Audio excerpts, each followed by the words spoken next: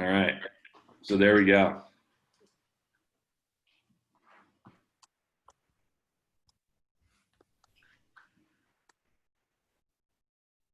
And we got 52 participants right now. Good. Yeah. It's good. So I'll start it off. Welcome to Conservation from the Couch, Redfish edition.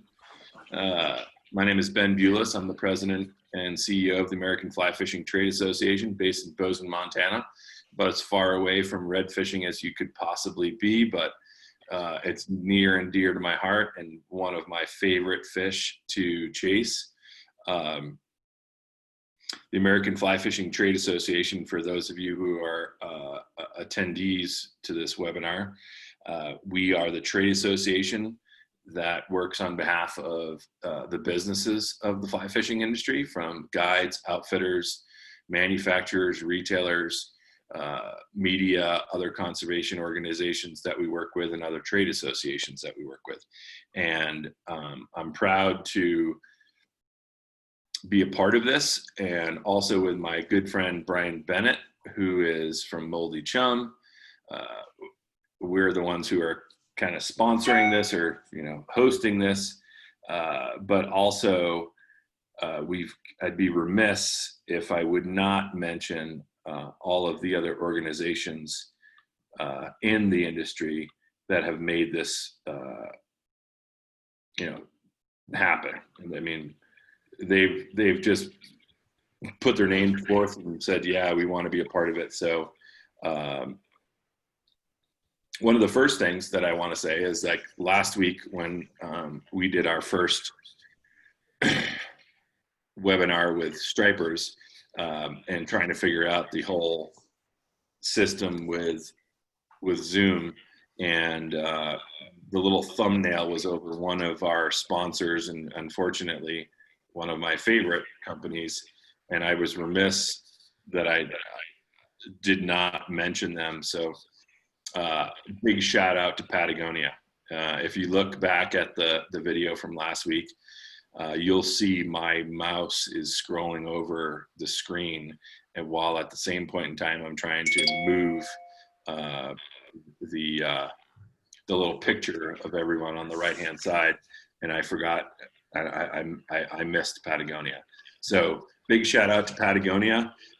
Also Midcurrent, Rio, Orvis, 12 Weight, The Drake, Emerger Strategies, Sims Fishing Products, Road Drift Boats, Cheeky Reels, High Street Strategies, Flywater Travel, Reddington Fish Pond, Scott Fly Rods, Allen Fly Fishing, Yellow Dog Fly Fishing Adventures, The Sustainable Angler, Gink and Gasoline, Rep Your Water, Umpqua, Nautilus, and Sage. And did I forget anybody on this, so I don't get in this trouble? I don't have to come back next week and say that I forgot somebody. Well, I mean, look, if you had to forget someone, a small company like Patagonia is easy to forget. They're not a very big company. Not many people have heard of them, so it's okay. Yeah, no. Just kidding, guys. We know you're huge. So yeah, thanks to everybody there. All right, So, are we ready? Brian. Yeah, hey, Brian with Moldy Chum. I'm stoked on the redfish talk. My first redfish trip was at IFTD when it was in New Orleans. What year was that? I don't even remember. 2009 or 2011. 2010. 11? 2011. Okay, 2011. There you go. Yeah. So that was my first trip. I got a couple of days on the water with Captain Brian Carter. Yeah. Just unforgettable. I've been fortunate enough to go back a couple more times, and it's an awesome fishery, and I think you're really going to enjoy what the panel has tonight. And in honor of our Louisiana kind of centric focus, I have the proper adult beverage, a proper Sazerac. The Sazerac, there you go. Louise, for the boys down in the bayou. So super stoked. So yeah, turn it over to Lucas, and our master of ceremonies. Thank y'all. Like everyone said, we're excited here. This is our second one. This one's obviously a little more near and dear to my heart, simply because it's literally in my backyard. Super excited to have the people that we have today and talking about some of the issues that Louisiana is facing, but also, you know, kind of talk about how cool and how unique Louisiana truly is. So before we get too far into this thing, I'm going to let everybody on this deal introduce themselves. So I'm going to call you out. Just give us a quick background on who you are, what you do, and then we'll get this party started. So I'm looking at Greg Deeney. He's the first one I see on my screen. So Greg, kick it off, brother. What's going on, everyone? My name is Greg Deeney, owner-operator of Flywater Expeditions in Louisiana. I've been doing that since 2009. Baseball actually brought me to New Orleans, and I've been fishing there pretty much ever since.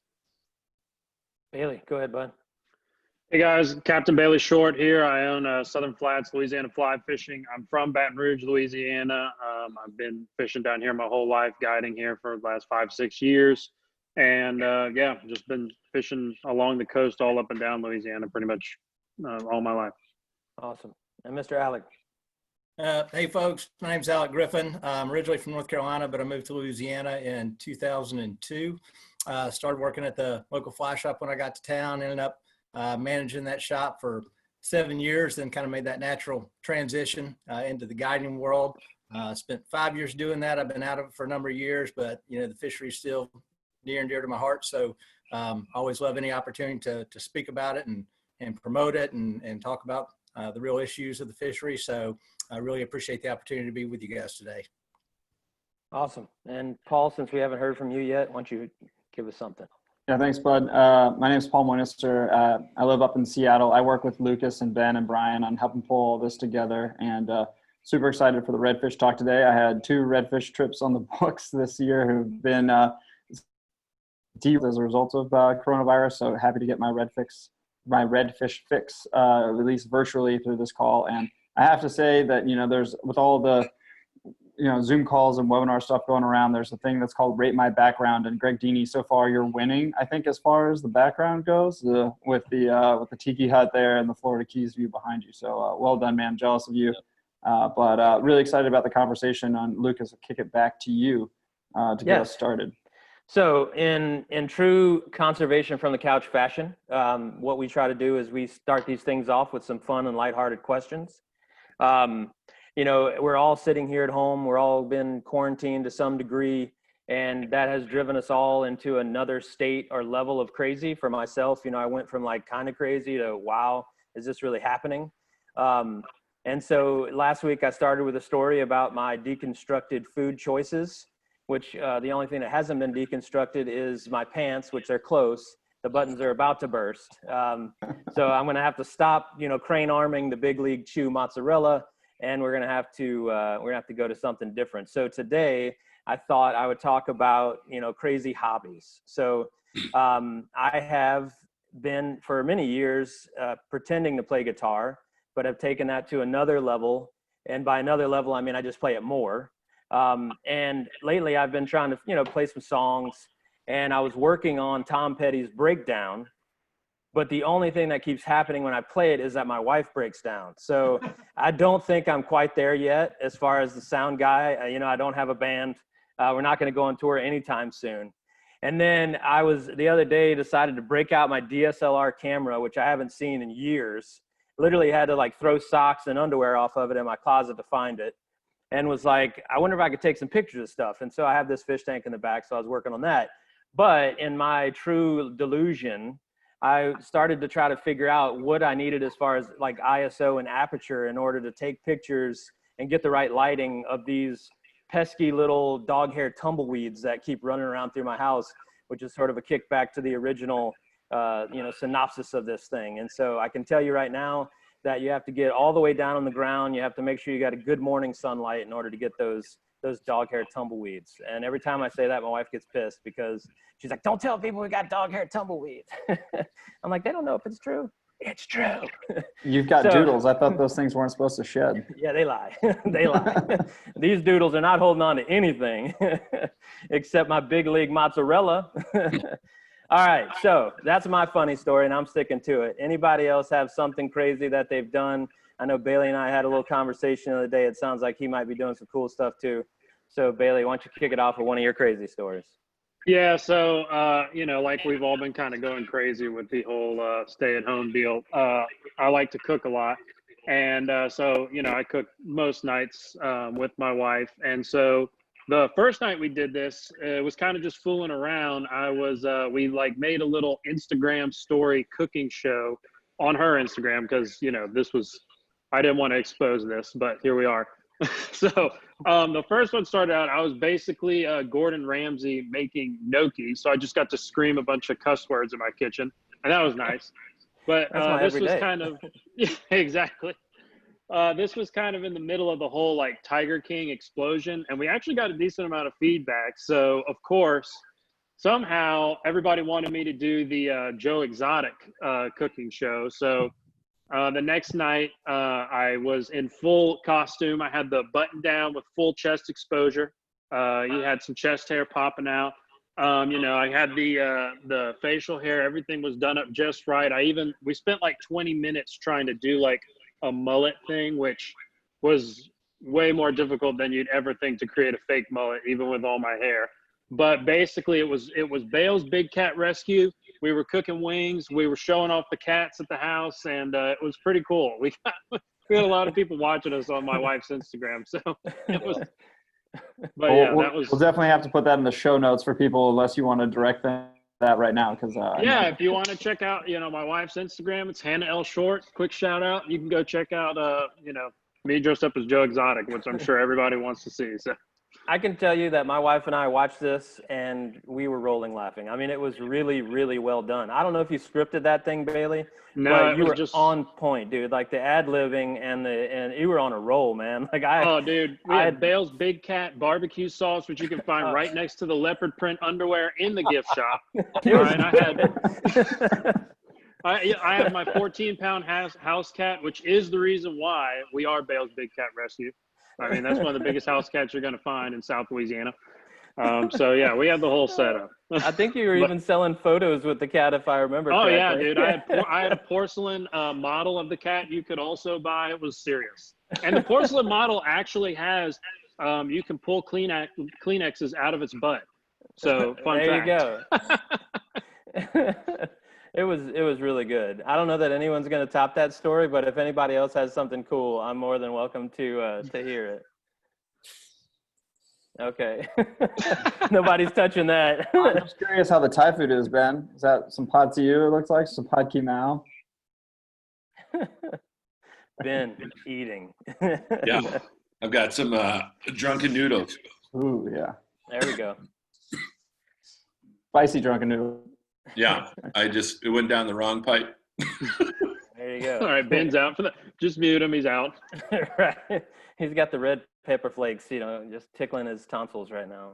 The one thing I will say that if anybody has any questions that are on the webinar, click the chat button, put your questions in there, and then myself and Brian Bennett will be looking through those and moderating those questions. Yes. So if you want to know more about Bale's Big Cat Rescue or how to make your own drunken noodles, these are the things that we're experts on, and this is why we brought this together. So, all right. Now, we've got through the fact that I'm actually literally crying right now because that was pretty funny. Let's move on to something that is kind of special. Something that we like to do when we're doing these, and by I like to do, I mean one other time we did it. Is to have people talk about why they're passionate about their fishery. And I know that for me, fly fishing for redfish has been an extremely transformative thing in my life. It's the reason that I'm doing the conservation work that I do. And so I know that everyone on this call has been touched in a similar way because of this fishery and because of this state. I mean, you have people coming from other places who have stayed here. That's a testament to how cool this place really is. So why don't we just go around and, whoever wants to kick it off, but let's just talk about why you love redfish and what makes them special in Louisiana. Who wants to start it? Alec, Everybody you at want once. What's that? Yeah, go ahead, Alec. Kick it off. to Yeah, it is a special fish. When I moved to Louisiana in 2002, moved here from Jackson Hole, where I was working in fly fishing, and moved to Louisiana with a crazy idea I was going to use my degree for something. landed a job in an ad agency, but started working part-time at the fly shop. But second day I was in town, before I'd even unpacked my U-Haul, I got the opportunity to go red fishing with a local captain, and was just blown away immediately. You know, tailing fish all day, caught I don't know how many fish. First day saltwater fly fishing, just couldn't believe how they ate. Couldn't believe how aggressive they were, and it's just such a special fish. I mean, I think it's kind of like redfish is like the perfect gateway drug to saltwater fly fishing. You know, you can, if you've never saltwater fly fish, you can come down here to Louisiana, get on the marsh, you know, learn some techniques and some things you need to know almost anywhere else you go in the world. But while learning, actually have the opportunity to catch some amazing fish. And, you know, and not just on that end of the spectrum, but even for the most advanced angler, you know, they still offer challenges.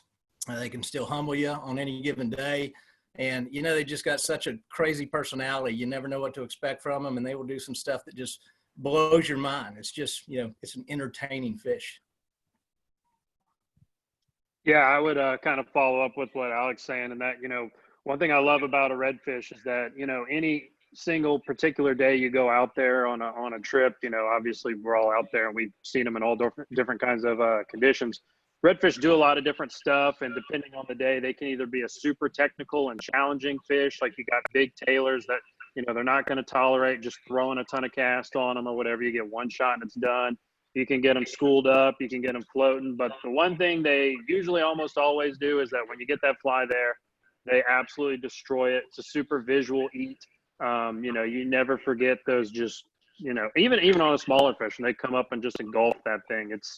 It's awesome. So for me, it's just like all the different situations you can find them, but then just the aggressiveness of the fish. Yeah, I mean, I just like the fact that, you know, all these different situations you can find them in and all the different areas you can find them in. The Louisiana marsh is so vast that, I mean, you could spend a lifetime trying to learn the marsh and never learn it all. So just that constant, you know, being able to go wherever you want to go and try out new things just kind of keeps things interesting, and you can bring your clients and anglers along on that ride with you, which to me is you know, a lot of fun. Yeah, I definitely think that as a guide, one of the coolest things for me is that, you know, you only get your first one time, right? But as a guide, you get to experience other people's first over and over and over. And that kind of keeps you chasing the dragon. And, you know, I've been fishing down in the Hopedale area for, you know, professionally, and now with, you know, time before that, almost 13 years. And I still haven't seen all of it. I mean, and it's not from a lack of moving around. I mean, that's one thing that it's a, you know, fly fishing, it seems like a minimalist sport, and it kind of is. But the reality is that we as guides spend a lot of time looking around at a lot of different water and a lot of different situations. There is not a protected route that exists that I don't know about to get to the spot I want to go, because we spend a lot of time moving around. I mean, I fished out of one launch more or less for the last 10 years, and I got a new GPS a little over 3 years ago, and it has over 20,000 miles on it. And that's a testament to how much we run around. I mean, it's so funny how it's changed too over the years. I can remember when I first started, a long run was, you know, 15 miles. Like if I was 15 miles out, I'm like, we're in the middle of nowhere. I don't know how to get back home. There's not a boat around. Like, and now if I'm not running 30 miles one way, I'm like, wow, I ain't gone anywhere yet. We're just getting started, which is not always great, but you know, you got to go where the fish are. And so, that's something that is really cool about Louisiana. And then on top of that, the other thing that I think is so awesome, and this is really kind of true to everywhere, but I think Hopedale and down the river, it's really true, is depending on if you stay inside or outside, talk about two polar opposite fisheries that you have in one place. I mean, you fish that inside stuff and you're seeing alligators, and it's clean water because of mechanical filtration, because of all the aquatic grass that's in there. Basically fresh water. It's super tannic, so the fish get nice and, you know, koi almost colored. And then you go outside and it's oyster flats and big water and a totally different experience. And there's not many places that you can run around and in the same day see two dramatically different fisheries. One where you're catching largemouth bass and redfish in the same spot, and the other where you're catching sharks and jacks and reds and all these other fish that are pelagic and moving around in open water. I mean, it's an amazing place. There's no doubt about that. And sorry, my passion spilt over a little bit and I just got chatty. I apologize. We're gonna have to get like a gong or something that Paul can whack me upside the head. You were supposed to be the guy with the hook, and now you're the guy who needs the hook. I'm the guy who needs the hook. Yes. Well, I mean, on that note, Lucas, and, thanks for bringing that up. And, want to acknowledge, obviously, that we're focusing mostly on Louisiana tonight, but that redfish have a, pretty wide range and are all throughout the Gulf and over in the Carolinas as well and other places. But, just wanted to, Greg, Alec, Bailey, I mean, you guys, want to just talk about what's unique. I mean, Lucas kind of started touching on it, but about that Louisiana fishery and just, Louisiana is such a fascinating state to begin with and such an interesting and fun place to visit, which definitely is part of what makes that fishery so cool, is that you can go spend time in New Orleans and go eat the wonderful food and have your fun in New Orleans at night and go out and catch redfish during the day. But, just curious to talk about like what makes the Louisiana redfish fishery different or more special, or what it is about it that you guys love and are so attracted to. Yeah, I mean, I definitely think it's the best red fishery in the world, and that's not a disrespect to any other red fisheries out there, but just with the nutrients in the water from the river and the amount of bait that we have, we get an influx of fish that come in and out throughout the year. We get constant fresh fish coming in and out of the marsh, so they're very receptive to fly and light tackle anglers. It's an incredible place to learn how to fly fish, and like some of the other guys said, for the most technical anglers, it can be difficult at times too. So it's an awesome fishery.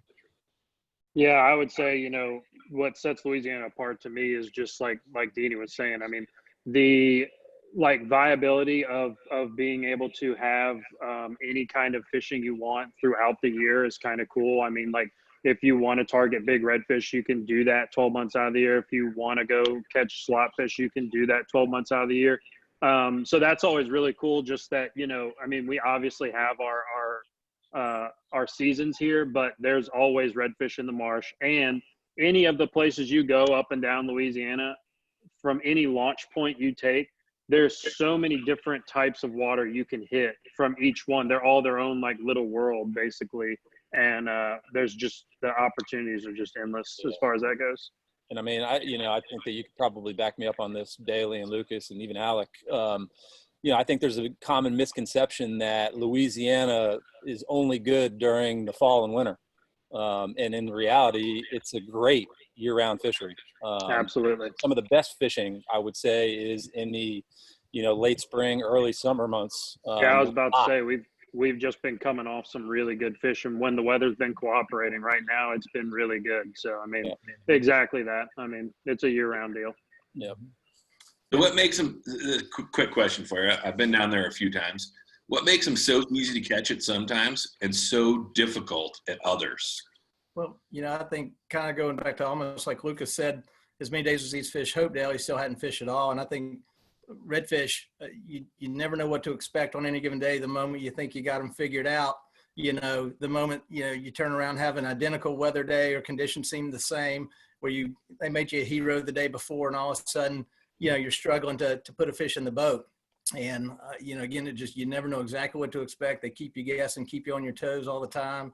But, one thing that I do love about Louisiana redfish, some of the things that they do just continue to this day to blow my mind, things that you just don't hear of any other fish anywhere else doing. The behavior when they do get aggressive, they do some stupid stuff. I mean, I think one of the first 3 or 4 times I got to go fishing here, hooked a tailing fish in a pond. He broke me off because I was managing my line poorly. A couple hours later, came back in the same pond, had the same fly on, had a tailing fish again, threw a fly at him, hooked him, got him to the boat. It was that same fish, and he still had that other same fly hanging out of his mouth. And he just ate another one. And, that's one of the talents. Anybody who's fished this water for any period of time has crazy stories about what they've seen these fish do that are unlike any other fish anywhere. No doubt. Yeah, I think as a guide, that's one of the best questions there, Ben. We're really good at on those days where the redfish aren't cooperating at coming up with a bunch of different reasons why they may not be eating. But we may not really know, but we can come up with some pretty good reasons. So I one of the first stories that I remember in our fishery around Hopedale, I was fishing light tackle and I was throwing like a mirror lure or something that was just under the surface. Had 2 treble hooks on it. I was like meandering through this little creek, chunked into some clean water with a fish at the end of it. He comes out, he eats it. I have 4, hooks at least from 2 treble hooks stuck in this thing's mouth. It comes out. I throw it back in there. He turns around and eats it again. And I'm like, I don't ever want to fish for anything ever again, because I know when I was a kid bass fishing, my dad would be like, oh, he tasted the hook, he's not going to eat again. And so that's what I expected every fish to be like, but not these babies. They're like me on a hot train of cannolis, man. They baby, like once they see it, they're like, I'm on it, I don't care. You can cut my hand off, hit me with a mouse trap, I'm still hitting those Italian, little sausages. I had a client get a redfish to eat 5 times one time, and he spit the hook every time, and he caught him on the 6th. Actually ate the fly 6 times. Earlier this year, I had a fish that we hooked, caught, landed. I watched it swim away from the boat. It got back on the bank and continued its meandering path. We followed it. 2 minutes later, I timed it. He ate again. I'm like, okay, so their attention span is 2 minutes. Like, he's like, ooh, I could eat again. What just happened? I don't know. Let's eat. And he just ate it again. I'm like, wow, this is incredible. There's no doubt that these fish are I like to say that they're tolerant, not stupid, but sometimes they're stupid. And they have are. any of you guys been topwater plug fishing on some of those outside islands, had a trout come up, eat your topwater, and then the redfish comes up and eats the trout? Yep, that happened to me in Magnolia Lagoon years ago. It's pretty cool. Biggest redfish I had caught at the time, he was 29 inches. I caught a 12-inch trout on a top dog. Was reeling it in, like skipping it across the top. Redfish ate it, hooked himself. I'm like, okay, now we're National Geographicing. Well, the one thing that I'm going to say is, of the places that I've fished around the world, and I've been very lucky to fish from Christmas Island to Cuba, Belize to Bahamas, Northeast for stripers, Alaska. I don't think that there is a place that I have been yet that equals what you can do in New Orleans. I mean, from the food, the culture, the people, and it might be just that I don't live there, and grew up in the Northeast and now live in Montana. But every time that I have something on the books to go to New Orleans or Louisiana, it seems even more special than some of the other places I've ever been to, because I know that I'm going to be with really good people, have great conversations, stay out too late, have, be at bars and listening to music till 1 o'clock in the morning, or later. The fishing is, in my opinion, one of the greatest places I've ever been to. Yeah, which brings up an important point that Kate Crump, who's going to be joining us on Thursday, just mentioned, which is one of the great features of redfish is that they'll eat your fly even if you've drank 12 beers. So that's also an important point about the fishery. Thanks, Kate, for chiming in. Looking forward to having you here on more than Thursday. 12 beers. Definitely more than 12 beers. I mean, really, honestly, what other place in the world can you go and fish that you have New Orleans as a place that you're going to stay, and to experience the food and the culture and the music and the personalities of New Orleans, and then go and fish, the backcountry where you don't see another person? Well, that's exactly, I was getting ready to say, I think one of the things that also makes it the most unique is because of the vastness of the marsh. There are countless days where you can go out in peak season on a perfect weather day at the busiest time of year and feel like you have the entire marsh to yourself. And that's pretty special. Yeah, we'll get up at the launch in Hopedale, and we have a lot of recreational, just conventional guys as well. I mean, Hopedale's just a huge boat launch nowadays, and you might see 300 cars at the ramp, and my clients are always like, "Oh my gosh, we're just gonna be ran off the water." And you get out there and you never even see another boat all day, and it's just once you get out there, it's crazy how much area there is. Yeah, that's definitely true. And Alec, kind of to go on your point, and this is something that I've said from the beginning, is that Louisiana is one of the few places in New Orleans specifically that you have a world-class city and a world-class fishery 45 minutes from each other. And that just doesn't happen often. You know, a lot of times whenever you're going to these cool places to fish, you're leaving, you know, society behind. You're going out to these remote locations. And so you're giving up the amenities of everyday life in order to experience something cool. And that's not the case in Louisiana. You actually can stay really close to all the amenities. And as Ben said, you know, the bars don't close till 6 a.m. So if you want to stay out there all night, you can, and then you can come and show up on our boat and throw up, you know, like we've had plenty of times. You know, 6 a.m. I didn't know there was 6 a.m. Yeah, a lot of bars. Yeah, stay just up in time to leave, and you can get down to the ramp. Right. Yeah.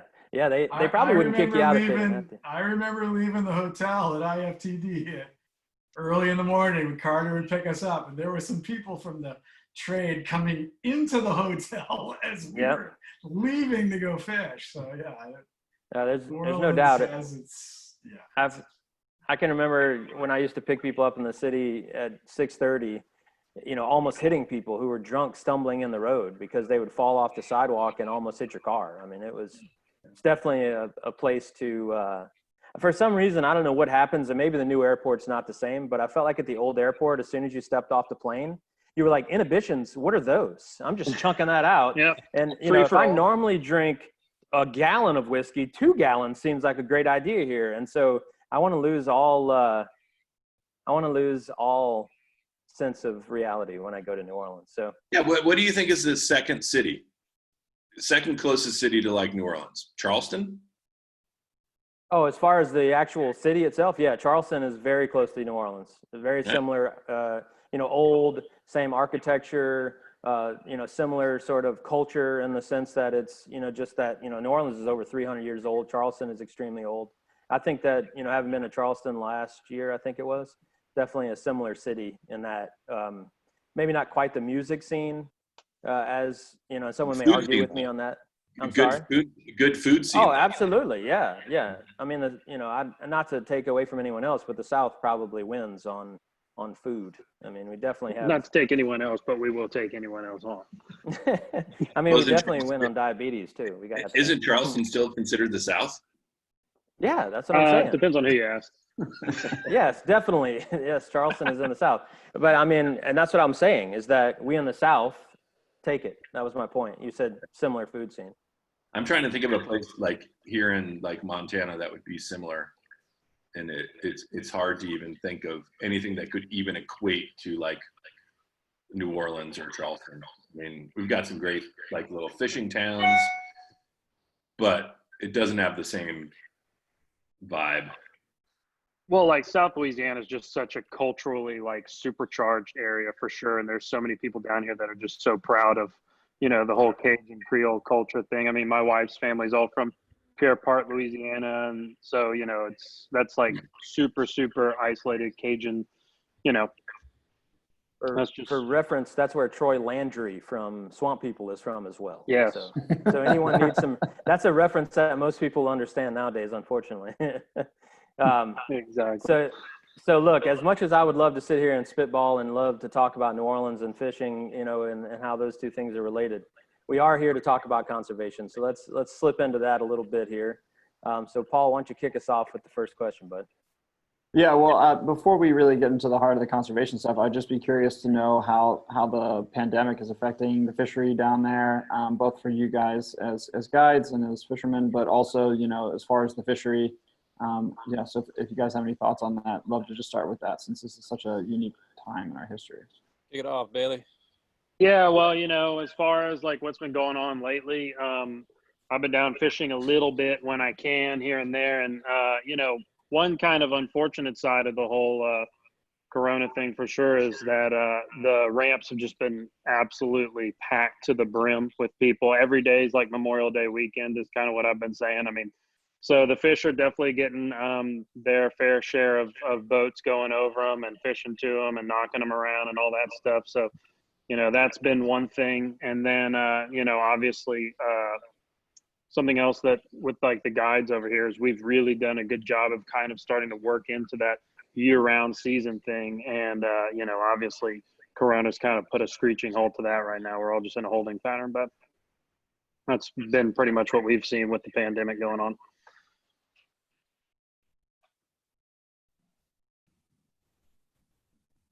Anybody else? The fishing in my neighborhood pond's awesome.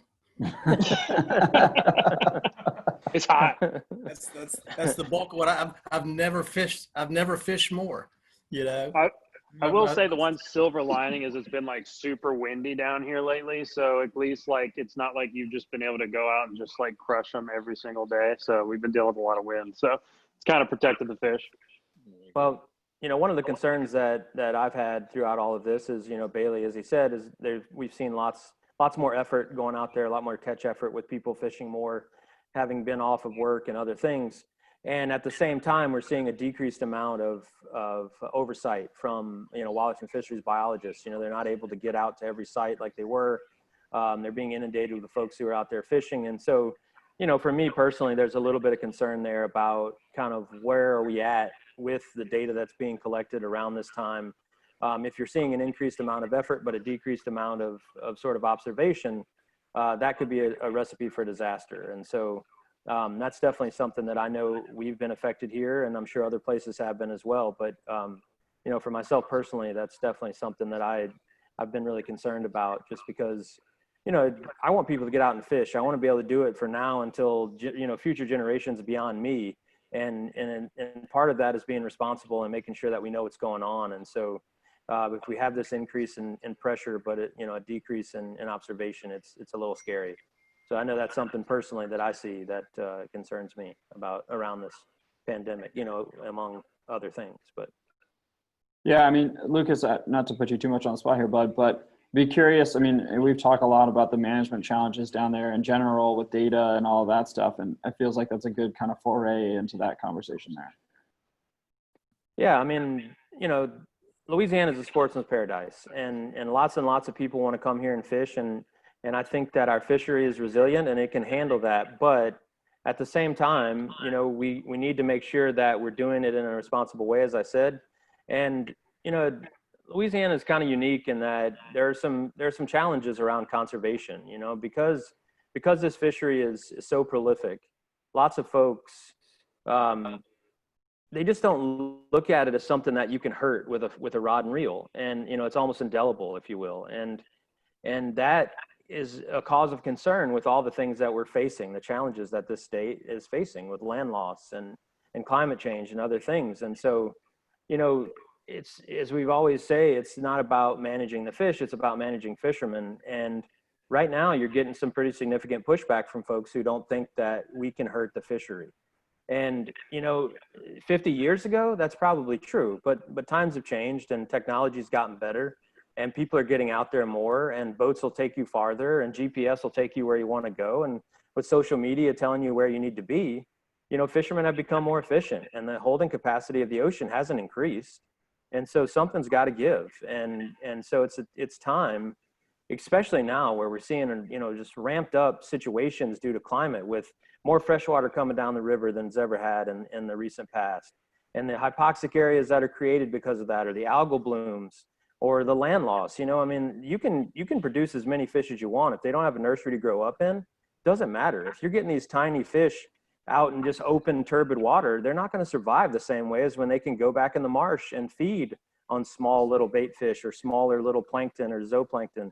I mean, those are serious issues that we're facing. And so for me, I mean, you know, Louisiana is unique in that it's one of the best places on the earth, but it's also unique in that because it's so good, people don't have the same, I don't want to say respect, but maybe just they don't have the right concern that I think they need in order to help us move forward beyond us.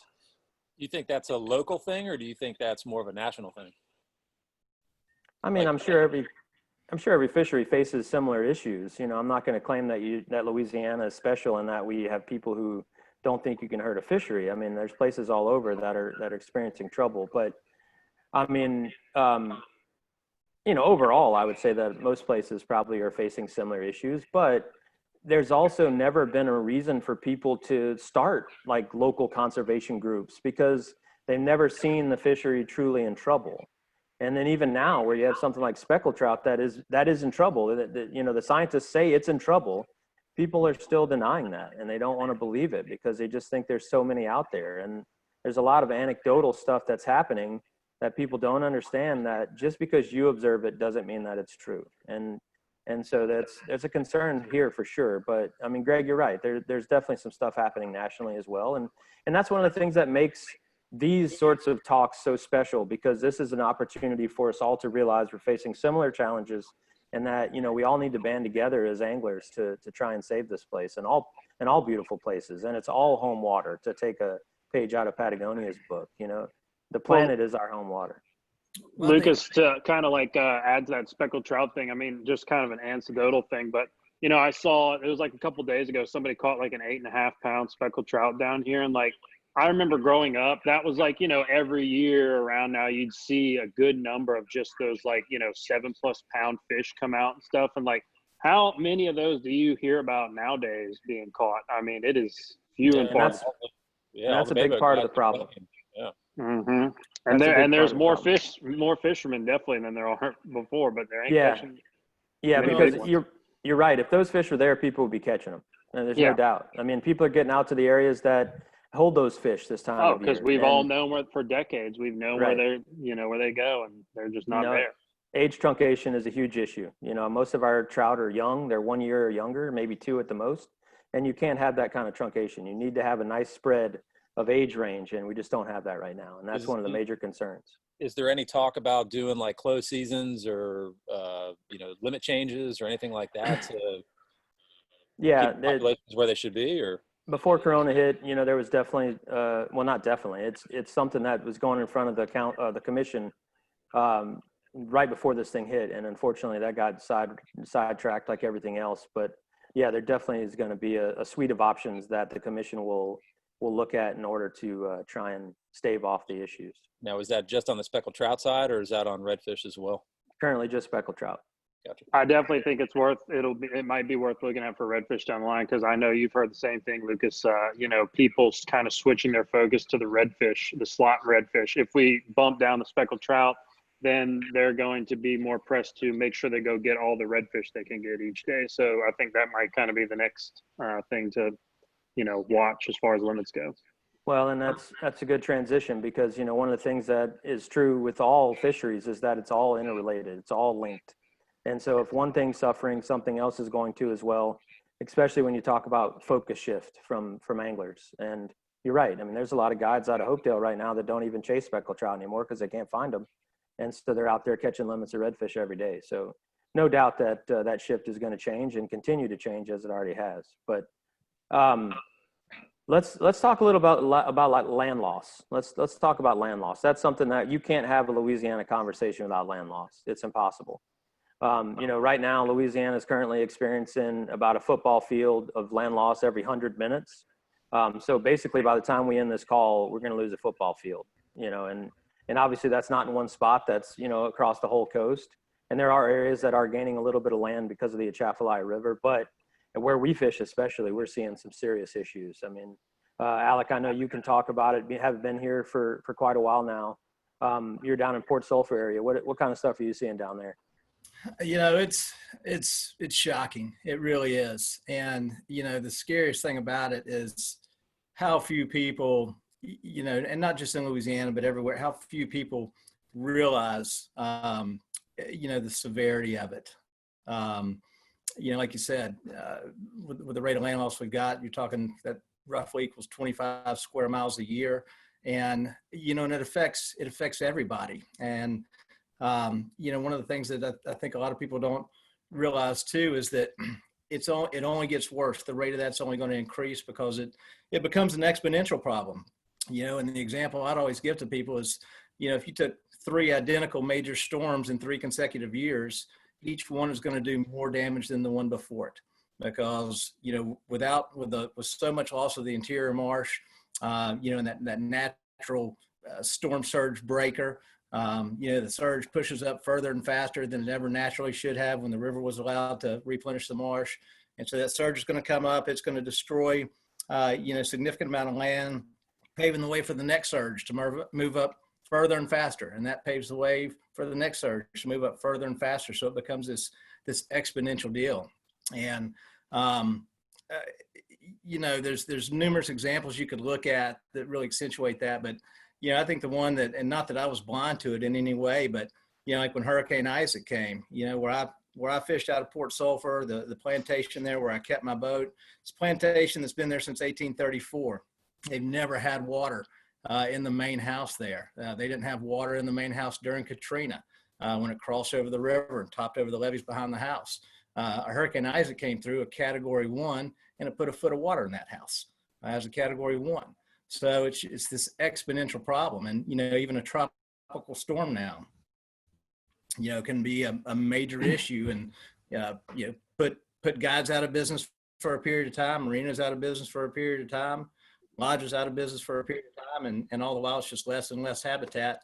You know, it's just not being replenished. So it continues to be this exponential issue. Yeah, Lucas, you remember that time that we were trying to Port pick? Sulphur's been smacked. I mean, Yeah, that reminds me of that time, Lucas. We were trying to pick those guys up, and the wind just blew really bad for a couple days, and like completely swamped the entire road in. We just couldn't even get to them, just from like a couple days of bad wind. Yep. Hopedale Highway used to only get water on it if there was a Category 1 hurricane. Now it takes 3 days of a strong southeast wind. And yeah, it's probably over the road right now. yeah, that's a scary thought. You know, it's one of those things that, you know, climate change is definitely is affecting this stuff, and it's making it happen at a much faster rate. You know, Louisiana is a unique place in that the Mississippi River built that delta over the last 5,000 to 7,000 years, and the sediment that was coming down the river during those natural floods that built that land has been cut off due to leveeing of the river. That happened in the 20s, and so that started the process and the land loss, because as anything organic it does, it rots, and as it rots it sinks, and they call that subsidence. And so as it gets lower, it's more susceptible to wind erosion and water erosion. And then, you know, on top of that, you have less protection, as Alex said, around hurricanes. And, you know, then you had oil exploration that started about 100 years ago, and they were cutting in, you know, exploratory canals and pipeline canals into the marsh that allowed for saltwater intrusion in areas that were completely fresh.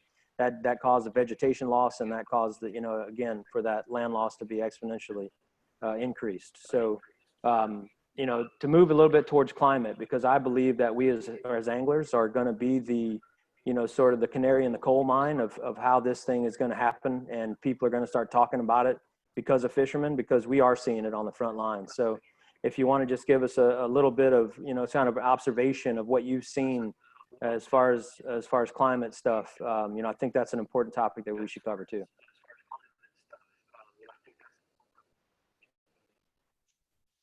Okay, sweet. Thanks, guys. I thought I wasn't gonna be able to shut you up. There is a good question. There is a question came in from John Williams, and this probably speaks to what you were just talking about, Lucas. Like, what's the #1 threat? Y'all, is exactly how I wrote it. Well, good, to John. our redfish I like it. population in Louisiana. So, You know, I wish that we could point to one threat. That'd be nice. But unfortunately, what's happening is it's a cumulative effect of many different things. You know, land loss is obviously one. You know, pressure is obviously one. Climate change is going to be another. And then, you know, you have to kind of look at the food web too. And you know, for quite some time now, there's been people out there taking a lot of the bait out of the water through menhaden fishing. And, you know, those menhaden are an important part of the predator-prey relationship between redfish and other species. And so, you know, those fish, unfortunately, are not only having the bait that they chase and eat taken, but then you also have a lot of loss of the actual bull redfish, quote unquote, or adult spawning redfish, because they always hang around those bait balls of menhaden. And when those guys are in there scooping them up, it's either they're caught in the net, or I've also heard that there's been, you know, hypoxic areas that are created, or low oxygen areas that are created from all the fish squirming around in the net, and that's stirring up that anaerobic mud and creating an area of low oxygen that's killing all the fish around the net. So, you know, there's definitely quite a few different things that are happening to the redfish and other species in Louisiana. So I wish we could point to one, John, but unfortunately there's a few. I think one thing that's kind of a combination of all those things, but I think is one of the biggest threats is within the fishing community, or just all the users of the resource, the seemingly lack of willingness to come together, putting the resource first. it almost feels like a land grab of every, so many industries are fighting for their own lifeblood of their industry. You got the oyster industry, which in my opinion, been a long, unhealthy, one-sided relationship with Louisiana, which has been a huge roadblock to restoration. But, they're fighting for their oysters and their leases. You've got recreational fishermen, fighting for their living and continuing to do what they do without any changes or massive influx of fresh water, things of that nature. And as you got the oil industry with their own objectives. You got lots of users of the resource that again, it seems to be kind of a land grab of everybody fighting for their own, their own desires, their own wishes, but rarely putting the resource first. And I think I'd agree with that. And I think there's also a level of like down here locally, like kind of acknowledging that there is, issues going on, acknowledging that there has been some decline. And, I think that it's important to remind people too, that like, we're sitting here talking about problems that the fishery's facing. And when you try to have that conversation, sometimes people almost don't want to acknowledge those negatives and stuff. But the reality is despite, we're sitting here talking about, problems with the fishery still, what it is, it's still Louisiana, and you still have the, just booming ecosystem that we still do have. And so I think it's getting people to acknowledge the negative and move forward with conserving what we do have left. You know what I mean? Let's So we got another question, Lucas. Yeah, go for it. We got another question from our esteemed chairman, Jim Barchi, president of Scott Fly Rods Company. Yeah. Is there any evidence that there is a redfish meta population like tarpon? I'm asking because every 5 or 10 years, populations show up in the lower Keys and then disappear a couple years later. What's that about, and where do they come from and go to?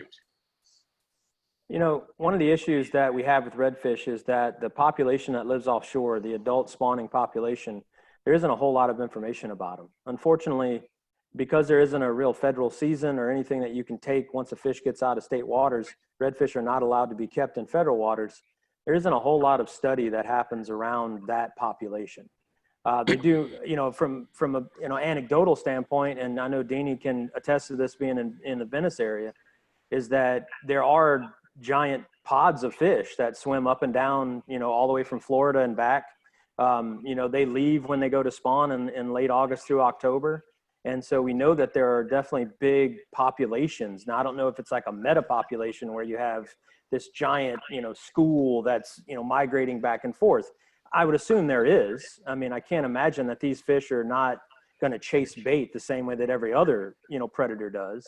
And so I think what you have in Louisiana and what makes this place so special is that we have populations that stay at least, within 3 to 30 miles of the coast, because we do have so much bait and it is such a prolific area. And so I think what we're seeing here is the reason that you end up having opportunities at those big fish year round is because there actually are big fish that stay year round. Similar to tarpon. I know that you go down to areas in the Keys and there's fish there year round too. But I would assume there's definitely a population that migrates farther distances. I know it happens on the eastern seaboard because those fish are chasing mullet. And that's where in North Carolina, you get those fish that come into some of those big bays there chasing those mullet. And that's where a lot of your world records come from for like really, really big Atlantic redfish. Like 96 pounds, I think, is the world record currently on all tackle. Yeah, I mean, I think our redfish habits are kind of changing just with the amount of fresh water that we've been getting in the market. You can tell, places that we used to get a lot of big spawning bull redfish haven't seen big bull redfish in years just from the amount of fresh water we've been getting coming through the river. So it's certainly changing their habits and pushing them around in areas that they maybe typically wouldn't go, or they can't get back to areas that they typically would go to do certain things, whether that be spawn or feed or whatever redfish do. But I think that the amount of fresh water is certainly doing some things to our bull redfish population for sure. No doubt. Yeah, we got a question I want to throw out there from our friend Chase Cannell, and this is one of the reasons why we're doing this series, is that there's a common thread among all anglers in varying regions. And so Chase's comment was, sounds familiar to complex habitat development and climate threats in the Pacific Northwest. So the question now to the panelists from the Gulf guys is, are you seeing political momentum growing to start addressing land and habitat loss in the context of redfish and marsh ecosystems? Louisiana has a state plan, a master plan they call it, that they've been working on for years now in order to restore the coast and areas that are being lost. I wouldn't say that there's a focus on redfish. The master plan is more about the ecosystem as a whole. I'm sure that redfish, being one of the iconic species in this state, is a driver of that. But right now, it's more about land being lost at a rate that we can't keep up with. And so the state and the federal government have worked together to create a master sort of rebuild plan. What is that plan? What can you dive into it a little bit as far as, It's a pretty big plan. I don't want to go into all the details. It's definitely available to find if you just put in Louisiana State Master Plan. It's a combination right now of some diversion projects, dredging projects. Right there in Hopedale and Lake Ly, you have what they call the living shoreline, which is another experiment that they're working on. It's more about stopping wave erosion that's causing land to be lost due to waves. And so they're putting in concrete structures along those coasts in order to mitigate some of that wave action, in order to try to slow down some of that erosion. Is the black mangrove thing a part of that plan too, or is that kind of fallen to the wayside a little bit? No, that's not part of the master plan. That was part of Lucas's plan. I think one of the big challenges or a big issue is the amount of pushback, that they get from so many people when you start talking about diversions.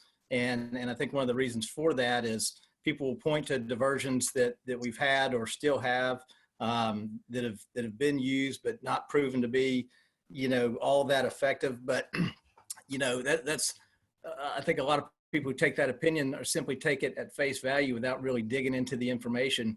And the fact is, for instance, Carnarvon diversion, which a lot of people have an issue with, what a lot of people don't realize is those diversions like Carnarvon and Bayou Lamoke on the east side of the river, those diversions weren't put in place for wetland restoration. They were put in place for the purpose of maintaining, the ideal salinity for oyster harvest. And, between that 5.5 parts per thousand and 15 parts per thousand, then they pulse that, until the salinity levels on those oyster grounds reach a certain percent, and then they shut them off.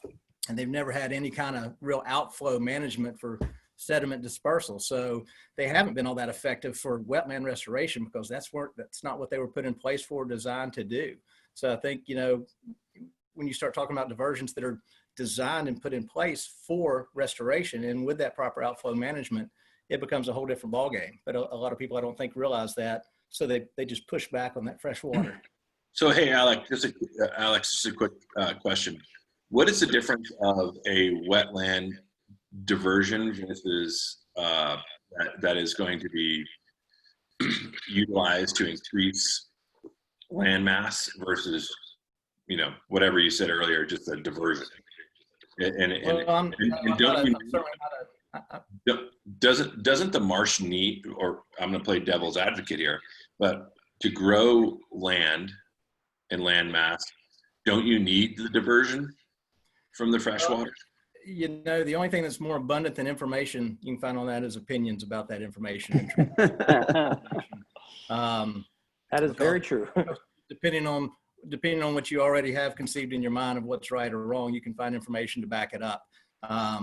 But, I'm of the opinion that, the marsh needs fresh water, needs maybe more importantly, that sediment load, that comes with the fresh water. And there's a tremendous amount of science that goes in to how to maximize that sediment load of what time of year that's pumped and how it's pumped or how it's diverted and at what CFS. And again, with proper outflow management, which just hadn't been done.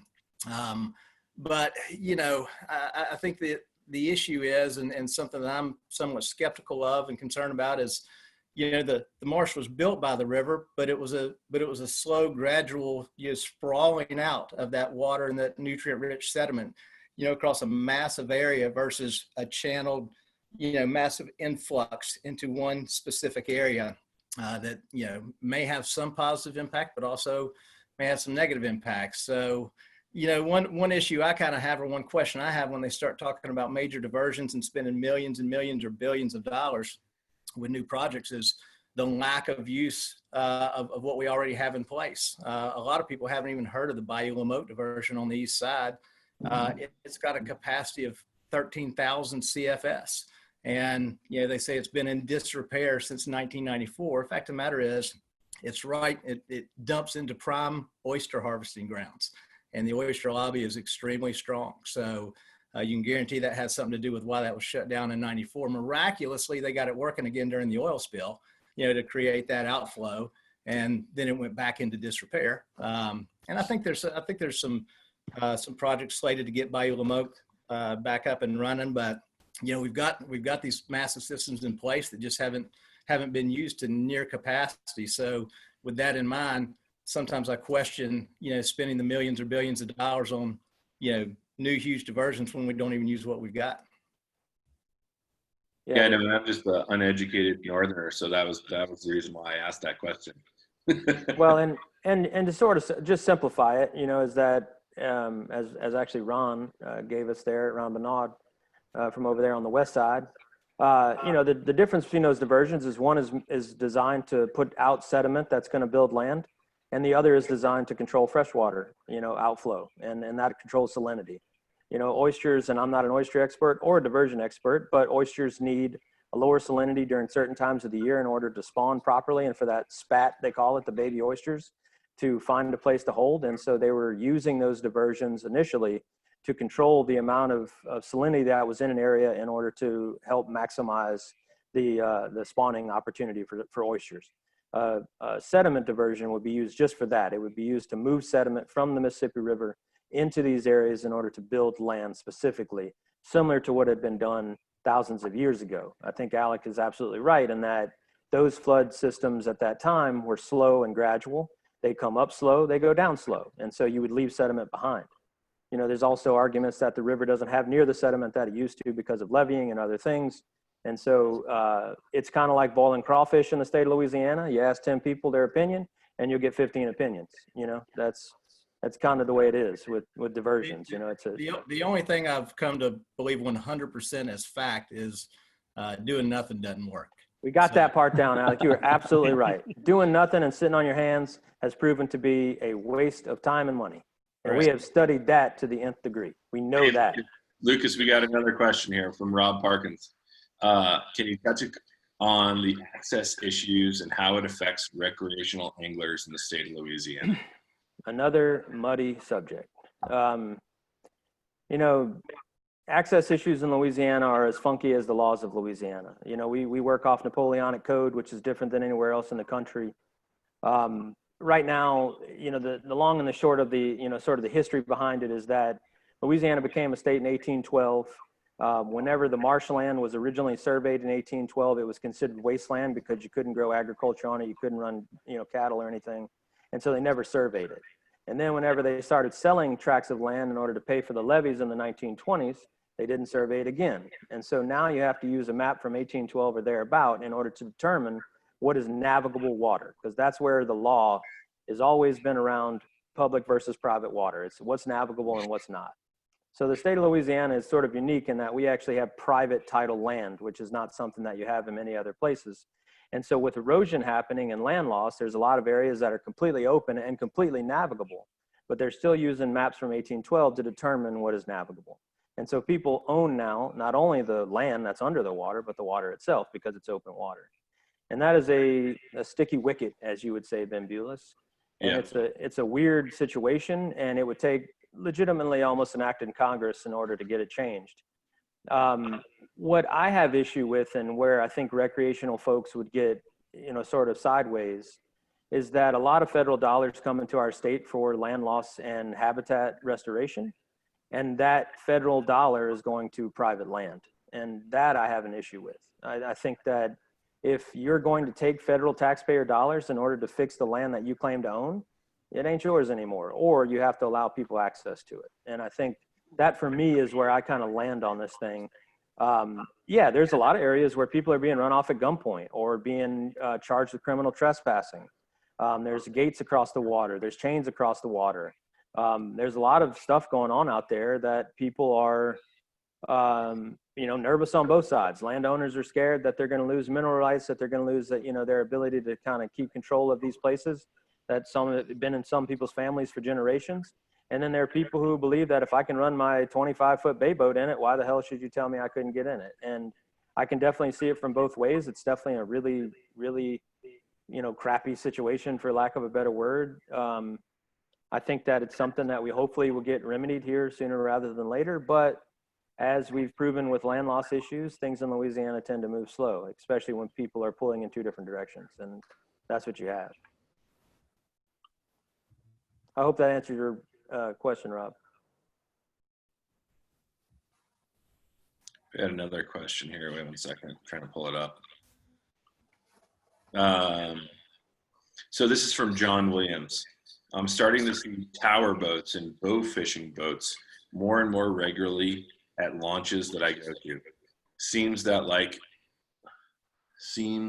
like that could eventually begin to produce more pressure on the fish.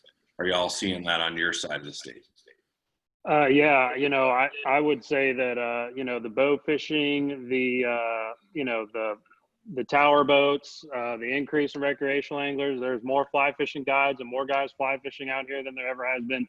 There's no doubt that the fish are receiving pressure. They've gotten a lot smarter. And to find fish doing things that you used to be able to find them doing closer to the ramp, you got to go further out. There's less slot fish close to the ramp, all that kind of stuff. I mean, I bet all you guys, would agree with me on that one. Yeah, I think even, it's almost like, when you're fishing an area that the airboats were running in the night before. Absolutely. Even if the fish are there, they act different. They act freaked out. You drag a fly in front of a redfish and it doesn't move. And that, one of the biggest issues I always had with bow fishing was just the fact that, it was done at night. And my opinion was that, everything out there, the fish, the raccoons, the turtles, the birds, everything deserves that period of rest with no pressure. Yeah, there's definitely no catch and release bow fishing. So yeah, that's my biggest issue with it is when you're bow fishing a redfish, you can't 100% guarantee that fish is in the slot. And once you shoot that fish is dead. And that's my biggest issue with it. We've all seen those undersized fish with holes in their head. Oh yeah, and I know you guys have seen, dragging those big old black drum out of there. How old is that black drum that they're just, spearing the damn thing, and it's a shame for sure. But you can feel that pressure though, even the next day. When those airboats have been running hard. Yeah. Kind of to answer that question you asked earlier, Ben, like what makes a redfish less aggressive? That's sometimes a pretty good answer we'll give our guys. If they just won't eat anything, they probably have been getting buzzed all night. And then when the tower boats are around, they're getting buzzed all day too. So, I mean, they're just constantly getting pushed. Constantly. Tower boats are definitely something that I have some issue with, just simply because, these guys are covering all the water that we're trying to fish. They're doing it in 1 day or less, where it takes us weeks and weeks to fish that same stuff. And you're running a 300-horse motor in some cases through areas that don't need to have a 300-horse motor run through. And chewing up marsh too. And chewing up marsh. I mean, that when you're running a low water pickup on a giant motor like that shouldn't be able to run in 8 inches of water, but you're doing it, and you never come off plane. You're causing wave erosion. You're scaring fish. You're cutting through the marsh. I mean, I have no problem with redfish tournaments if they would just do away with 2 weeks of pre-fishing with 100 boats. And those guys are running over that stuff constantly. It changes the fishery in a week. To just jump in on that with you, Lucas, I mean, that's kind of the biggest issue is that a lot of times those tower boats, they're not even fishing the fish for a lot of the time. They're just buzzing around and just moving them to kind of locate where they're holding. And so, they're not even taking any fish, but they're bumping them so much. I mean, I know you guys have all seen it. We get out there, you see those fish like 100 yards out, and you can't even get any closer than that to them before they just freak out. So, well, before you get to the, I'm sorry, Alec. Go ahead. Oh no, go ahead. Oh, I was going to say, occasionally you see somebody running a tower boat that seems to be doing so responsibly, but James, just seems like all too often, so many of those guys get out there and they feel because they're pre-fishing or they're in the tournament that gives them, some higher level of entitlement, to that water. Sure. And they're not all bad. We're not trying to whale wars the tower boats. Burning those shorelines, just destroying, the quality of the fishing for a day or multiple days for anybody who happens to come behind them in a massive area of shoreline. Yeah. Well, something before we get to the next question I do want to mention, and this is important, is that, everybody is going to have stuff to bitch and moan about, and we're not above that. But, this whole exercise is about, what we can do to help the fishery. And so I want to kind of move on from all the bad stuff, and let's talk about some more unifying stuff. So Ben, if there's another question, we'll definitely take it. I want to get everyone's questions, but I just wanted to say that, this is more about the kumbaya, a little less about the push them away. So let's try to see if we've got some positive stuff out there. We don't have any other questions right now in the queue. So, okay, Lucas, anybody else that, you've got the platform, what do you want to talk about? Well, I mean, Paul hasn't said anything in a while, and I feel bad that Paul's just sitting there.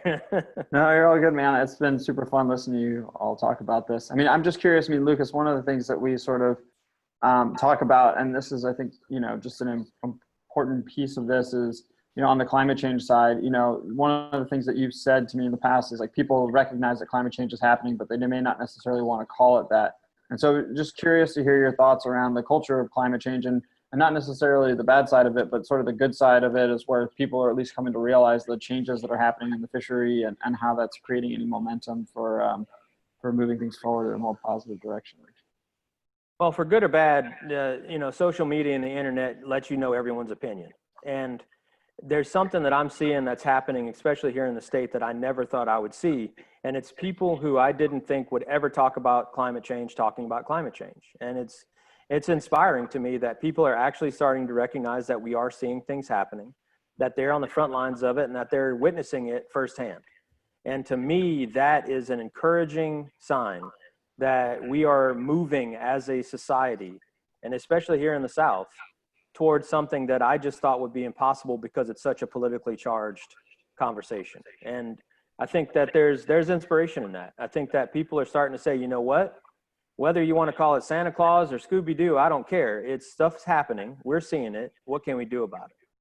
And that is an important first step when you're talking about climate, is that, admitting it is half the battle. So if you're seeing stuff, let's talk about it. If you want to give me a call and we can talk more about it, I think this is something that, let's let climate be a unifying opportunity, not a divisive one. There's plenty of stuff that we have to fight against. If we can all push in the same direction on one thing that we can agree upon because we're seeing it happen firsthand, then let that be it. Let it be a rallying point that wakes people up to realize this is just another thing that we're fighting against, that we can all agree upon and move forward together. All right, got another question, and this one's a very sticky wicket, as you would say. I feel like we've had lots of those. Yeah. And then also, I muted all you guys as the panelists because we were getting some weird feedback while Lucas was talking. So, do you see the sudden influx of out-of-state guides as a problem? No, we're not touching that one. I don't want to get into it. I'm sorry. Keep them all on mute. I don't want to talk about it. For real. That has nothing to do with conservation right this second. I mean, yes, there's more pressure on our fishery. There's no doubt about that. But that's not something I want to talk about right now. I don't want to seem mean about it, but we could debate those sorts of things all day and night. I mean, well, I think you see that all across the South, right? From everywhere. Yeah. Yeah. I mean, it's a big issue on the Olympic Peninsula too. It's, it's not necessarily, like Lucas said, it's a touchy subject in a lot of places. And I think it's more about how it's managed and make sure it's managed well. And that the people who are coming in understand the resource, respect the resource and all that. But, we're a mobile workforce in the guiding world a lot these days. And so I don't think that's necessarily the biggest problem. I think it's more about how the local, we can certainly talk about it, within the context of the Olympic Peninsula, Brian, on Thursday, some of the aspects out there, but nobody knows what's going on out there, and that's part of the problem. So, but yeah. So before we get too much further down the road, let's talk about things people can do from their couch for conservation in the state of Louisiana. I want to ask a couple of you guys some stuff. I think personally that one thing that we can all do and that we all could use right now is, an influx of trips coming into the state. Coronavirus has definitely decreased the amount of opportunity that we've had. I've lost months worth of trips at this point. So Bailey, why don't you talk a little bit about, what people can do to learn a bit about the fishery from your boat? Well, obviously, and I think Kate Crump just asked this, and to kind of go along with it is that if we talk about the conservation stuff, if we talk about the ecosystem, that's always a big part of what we're talking about while we're out there.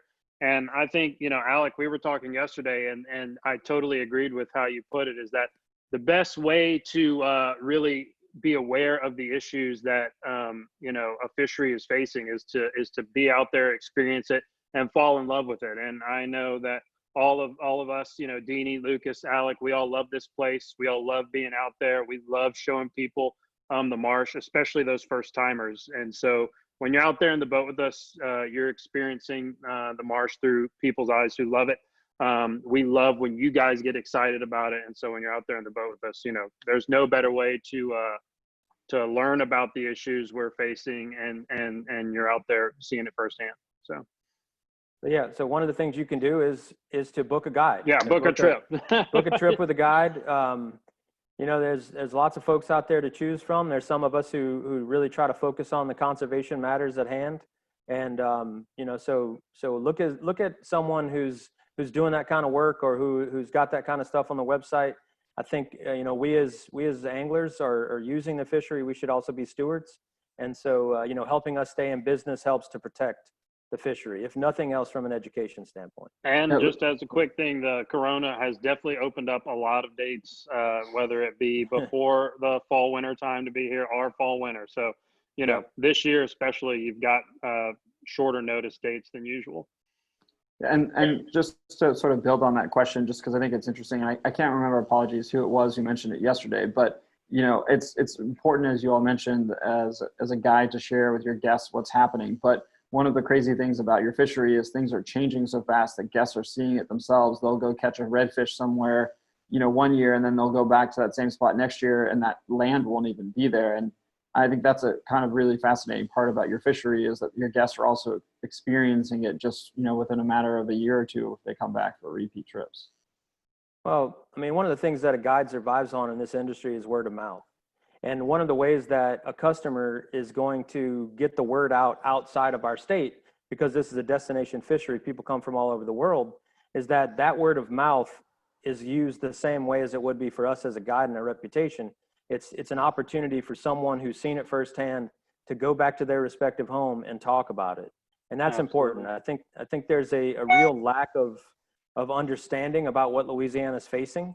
And so if we can get that spread throughout this country, it's going to be a huge opportunity for us to get some eyes on this stuff, and maybe the resources and some of the understanding that we need with all the issues that we're facing here in the state. All right, I'm going to focus this next question. We have 2 questions left, and I think that we probably should look to wrap it up. But Greg, I'm going to ask you this one. Best practices for handling caught redfish? Keep them in the water. That's keep them in the water as much as possible. If you do want to take a grip and grin picture, have the camera ready to go. Don't have the fish laying on the deck. Get them in, get them out. And I would say that's the best practice for keeping these redfish. Make sure your hands are wet before you're grabbing them. You can use a net as opposed to using a boga grip. Putting these 30-pound fish on a boga grip is just not good for them. We've all seen big redfish. We don't need to know exactly how much they weigh. A big redfish is a big redfish. Take a picture, release the fish back in the water, especially when you're fishing them in the warmer months. Make sure you're spending the time to revive that fish the proper way. A lot of people just kick them back in the water thinking that, it's a redfish. It can go through anything. It's tough as nails.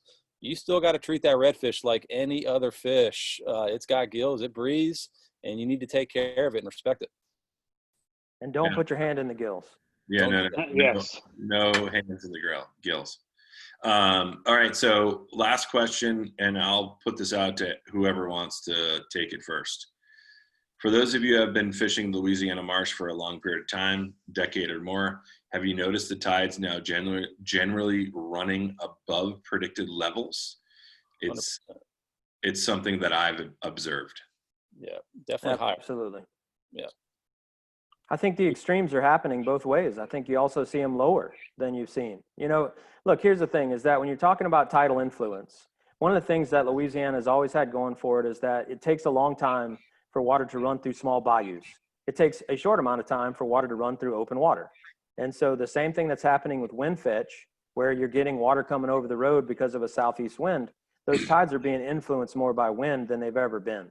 And so when you have a southeast wind in our area that blows water into the marsh, tides are going to go above predicted lines. And then that on top of sea level rise, you know, you're going to see those things. And then the opposite happens when you get a cold front move through and you get that strong northwest wind in our area, it blows water out further than it has to before. I know me personally, I think it was last year, there was a day in March that I'd never seen the water that low before. I mean, I was scared. And There were some days this year it was like that, dude. well, I mean, the sheepy tournament this year was like super low. I mean, people who fish every day were getting stuck because they didn't know where to run. Yeah, that was insane those days. And it definitely seems like it's been more into spring for sure that we've seen just like that mega low stuff that you used to only see in like January, February and stuff. Yeah. Well, think about it now on a low tide, you're actually now having to navigate around water that used to be land. And where that land was, it's now, you know, shallower, which makes you think that the tides are probably lower, but in reality, that's where a lot of land used to be. That's a good point. That's actually something that a lot of folks can't wrap their heads around. You come to Louisiana, big water does not mean deep water. You know, typically when you see a lake, you know, the middle of the lake's the deepest spot, right? That is not the case in Louisiana. Big water does not mean deep water. So running across the how flat. often are your clients like, well, how deep is this? And you're like, oh, it's like 3 feet. They're like, what? Right. Yeah. I'm like, it's 3 feet Oh, we're all in the the way channel. past It's where you fine. can It's see. fine. Yeah. Yeah. I'm like, they're like, well, how deep is it out there by that oil rig? I'm like, 6 3 feet. feet. Yeah. So anyway, I wanted to kind of go back to this because this is an important part of these things is, you know, what else can people do to try to make a difference, you know, from their couch? And, you know, we talked about a few things yesterday on the pre-call to the pre-call to the pre-call, because believe it or not, we actually do talk about this stuff before these things. You know, what's something that people can do, Alec, from the couch in order to try to make a difference here? Alex on mute. Take him off mute, Ben.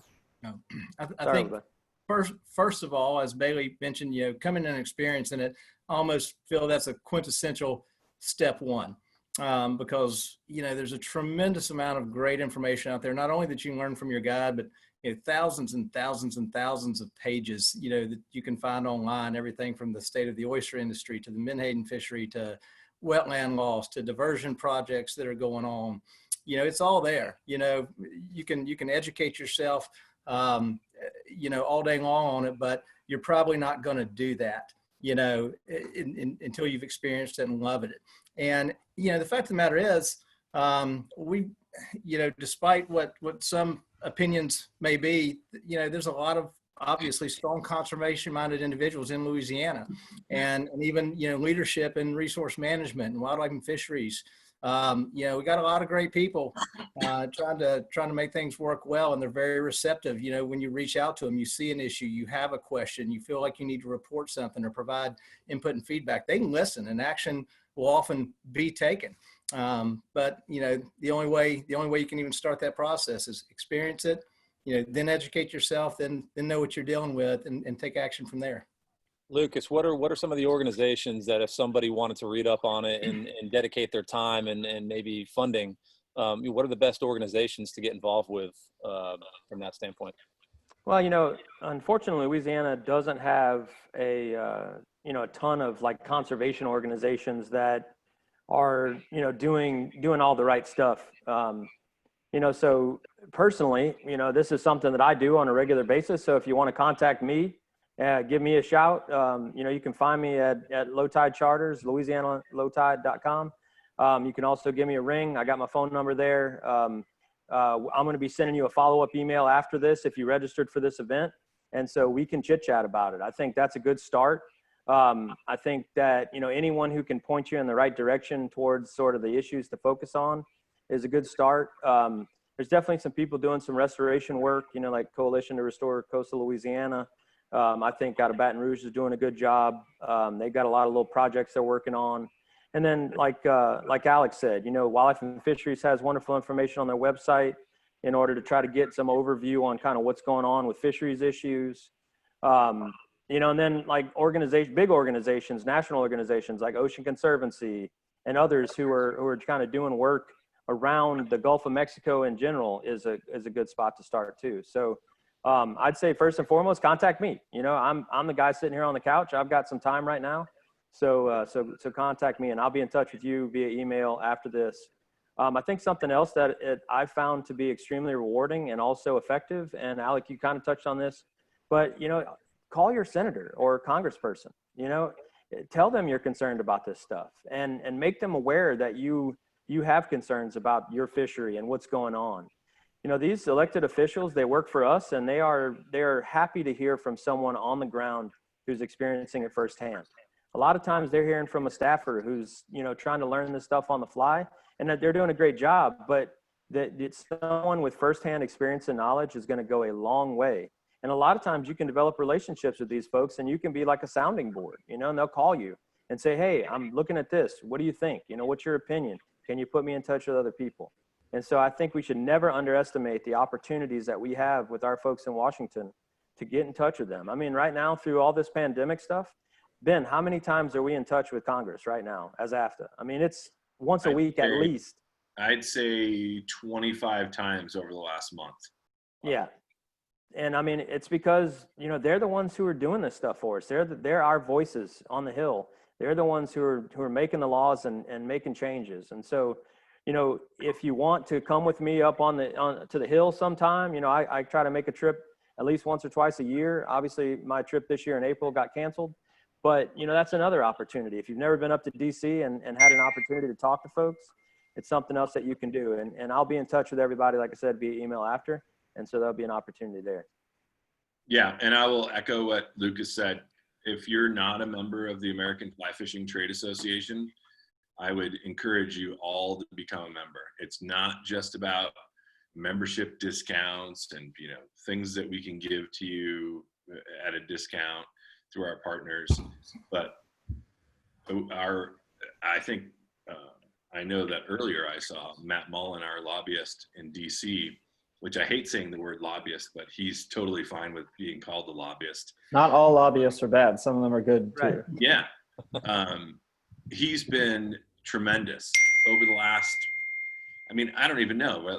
Like Lucas said, we're at day 9,470 on the couch, but when did this really start? Like, I have a really hard time even going back and thinking about when I was, stuck in my house in like the second, maybe third week of February. But Matt, our DC lobbyist, has been on top of this, on top of the CARES Act, on top of all of the different, stimulus packages. So there's more to what we do than just put on a trade show and put on, these webinars and, offer discounts. Be involved. And I've said this from the day that, 8 years ago, that when I started with AFTA, your voice matters, and it really is amazing when you go to DC or even state. My God, my freaking phone is blowing up right now. Sorry. You're a celebrity, man. It's my family. I thought I was just Bennett texting you to try to throw you off. Yeah, no.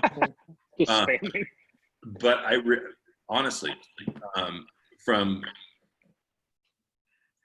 and I'm not just trying to throw this out there to, pump up AFTA, but the level of respect and the engagement that we have in DC with federal lobbyists or federal legislators and even state legislators is amazing.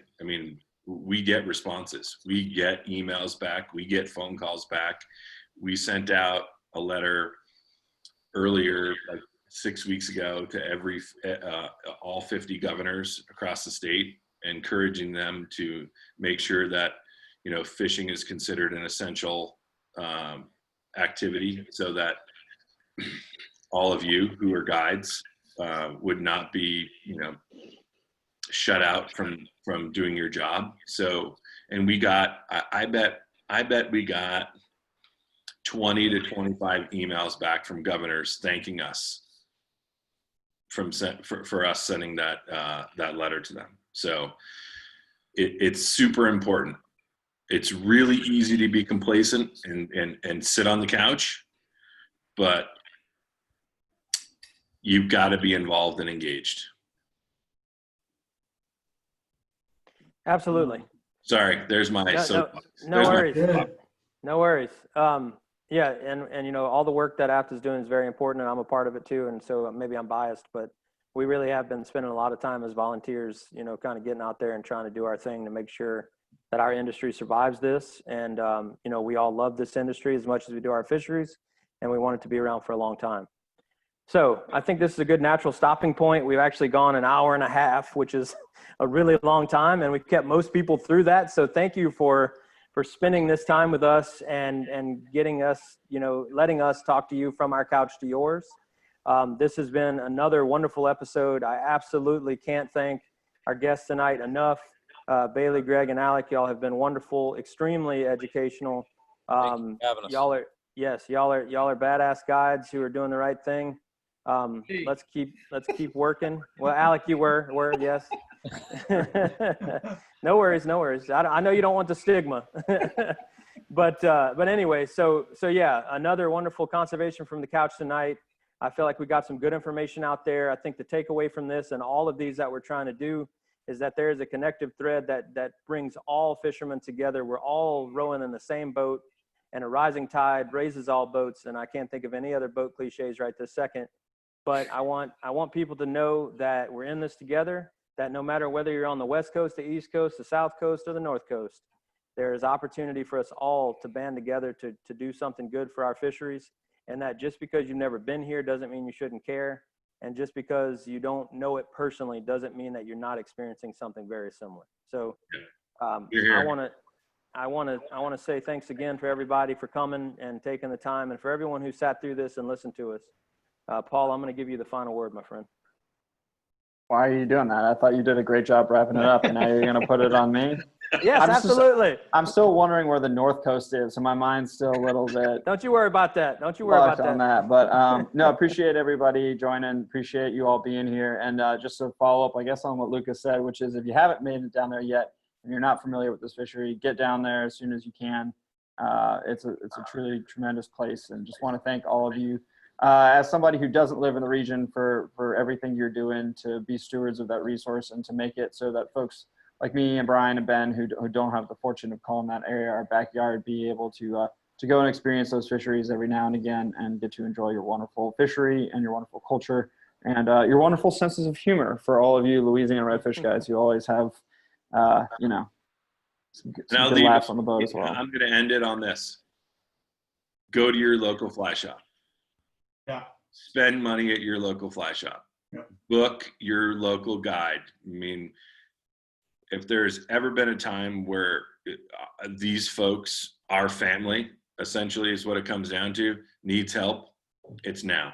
So do everything you can. You might spend a little bit more money than you want to, might not need a new rod, might not need a new reel, but you might need a couple dozen flies and some leader and tippet. So do everything that you can, because these folks are hurting right now and they need your help. And all of us are extremely conservation minded, so we're out there trying to save these places that you want to visit. So Support us. Come out and fish with us. We'll talk some trash. We'll eat some food. We'll get some nonsense, but we also get some fish. So the Blue Man Group right there. All right, guys, let's kill this thing. Thank y'all very much. Y'all have a good night. Appreciate y'all. See you guys. Yeah. Later, boys.